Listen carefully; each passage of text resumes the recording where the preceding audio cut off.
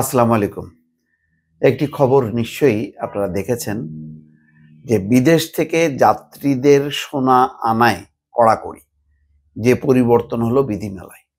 যে পরিবর্তনটা হয়েছে তাতে একেবারে নিশ্চিত যে মধ্যপ্রাচ্যের যে দেশগুলো বা যেখানে সোনা দানা অ্যাভেলেবেল, মেইনলি দুবাই থেকেই যাত্রীরা নিয়ে আসে, তারা এবার একটা বাধার সম্মুখীন হবে। অর্থাৎ একবার বলা হচ্ছে বিদেশ থেকে ফেরার সময় আগে প্রতিবার সর্বোচ্চ ১১৭ গ্রাম ওজনের একটি করে সোনার বার আনা যেত প্রতিবার। এখন সেই সুযোগ বন্ধ করা হচ্ছে, এটা একেবারেই সীমিত করা হচ্ছে। ঘন ঘন যেসব ব্যবসায়ীরা দুবাই যেতেন তারা এই সুযোগটা নিতেন, এখন আর সেই সুযোগ থাকছে না। দর্শক, খবরে বলা হচ্ছে বিদেশ থেকে ফেরার সময় আগে প্রতিবার সর্বোচ্চ ১১৭ গ্রাম ওজনের একটি করে সোনার বার আনা যেত। এবার সেই সুযোগ বন্ধ করে দেওয়া হয়েছে। এখন কোনো যাত্রী বছরে একবারই শুল্ক দিয়ে একটি সোনার বার আনতে পারতেন। আগে আপনি শুল্ক দিয়ে প্রতিবারই ১১৭ গ্রাম পর্যন্ত আপনি একটা বার নিয়ে আসতে পারতেন। এখন কিন্তু সেটা বন্ধ করা হলো। এতে যারা ছোট ব্যবসায়ী ঘন ঘন ট্রাভেল করেন এবং তারা যারা মনে করেন যে এর মধ্য দিয়ে তাদের একটু যাত্রার যে খরচটা সেটা একটু পোষাবেন, সেই সুযোগটা কিন্তু বন্ধ হয়ে গেল। এবং এই বন্ধ করার মূল কারণটা হচ্ছে সোনা পাচার রোধ করা।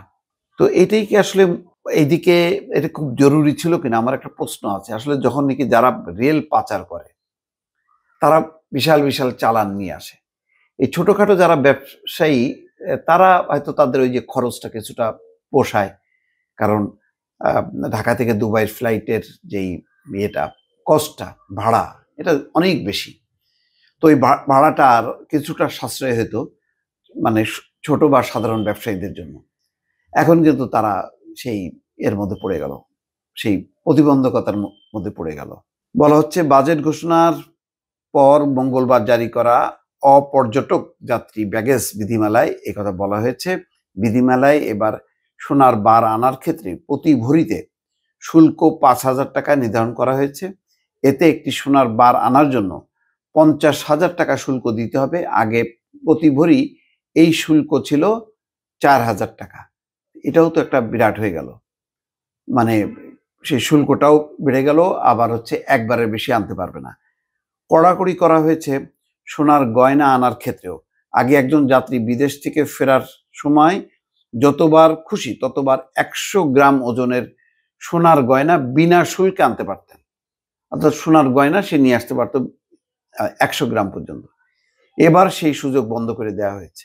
এখন থেকে একজন যাত্রী বছরে মোট ১০০ গ্রাম ওজনের সোনার গয়না বিনা শুল্কে আনতে পারবেন।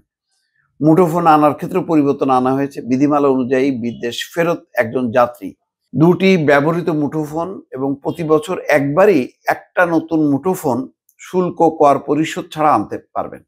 শুল্ক কর পরিশোধ ছাড়া ব্যবহৃত মুঠোফোন দুটো, আগে দুটি ব্যবহৃত মুঠোফোনের পাশাপাশি শুল্ক কর দিয়ে প্রতিবার একটি করে নতুন মুঠোফোন আনা যেত।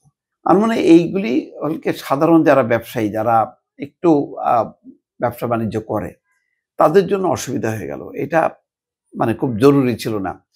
মূল বিষয়টা হলো স্মাগলিংটা ঠেকানো।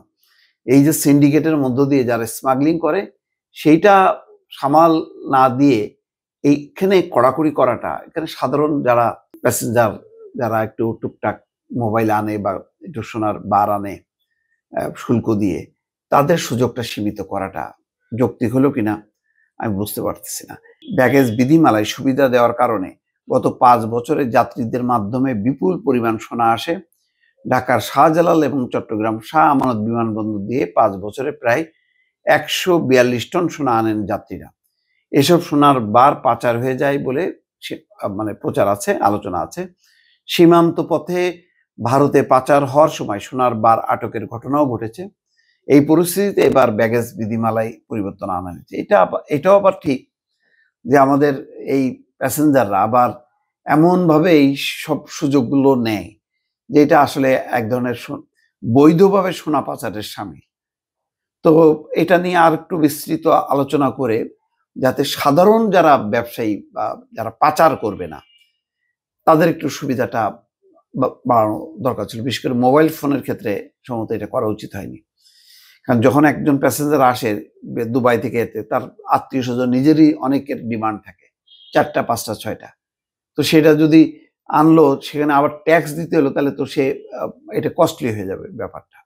এগুলি আসলে আরেকটু বিবেচনা করলে মানে ভালো হতো, তা নাহলে সাধারণ মানুষ একটা ভোগান্তির মধ্যে পড়বে। ভালো থাকবেন। আল্লাহ হাফেজ।